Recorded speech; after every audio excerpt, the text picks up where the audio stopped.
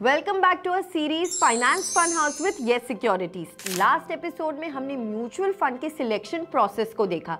आज हम break down करेंगे म्यूचुअल फंड फीस को और जानेंगे कैसे ये रिटर्न्स को इम्पैक्ट करती है। जैसे एक रेस्टोरेंट बिल में अलग अलग चार्जेस होते हैं like food bill, service charge, GST, वैसे ही म्यूचुअल फंड के भी अलग अलग चार्जेस होते हैं that you must know. First is expense ratio.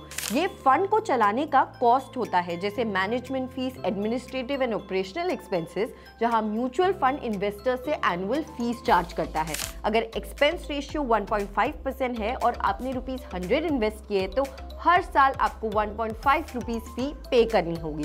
A lower expense ratio means less fees, जिससे आपका प्रॉफिट मैक्सिमाइज होगा over long term. Second, sales loads. Whenever we sell mutual fund units, तब ब्रोकर सेल्स लोड यानी commission charge करता है, जिसके दो types होते हैं।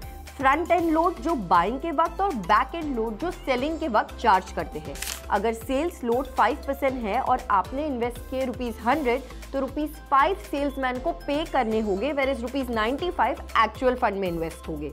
मार्केट में नो लोड फंड्स भी होते हैं जो कमीशन चार्ज नहीं करते, however they can charge other fees. Third, other fees. This includes management fees जो फंड मैनेजर को पे होती है। इसके अलावा फंड को मार्केटिंग और डिस्ट्रीब्यूशन कॉस्ट भी इनकर करने पड़ते हैं। ऑल्सो अगर कोई इन्वेस्टर अपने यूनिट्स को within specific time sell करता है देन उनसे रिडम्पशन फीस चार्ज की जाती है और आपके प्रॉफिट्स पर आपको कैपिटल गेन्स टैक्स भी देना होता है।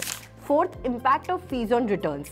हाई फीस आपके रिटर्न्स को नेगेटिवली इम्पैक्ट करती है, इसलिए ये समझना जरूरी है कि टोटल फीस का नेट गेन्स पर कितना इम्पैक्ट है।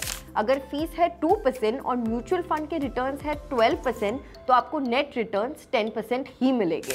इस तरह फीस को समझकर आप रिटर्न्स मैक्सिमाइज कर सकते हो। अगले एपिसोड में हम डिस्कस करेंगे कुछ ऐसे टिप्स जो आपको म्यूचुअल फंड इन्वेस्टमेंट में बहुत काम आएंगे।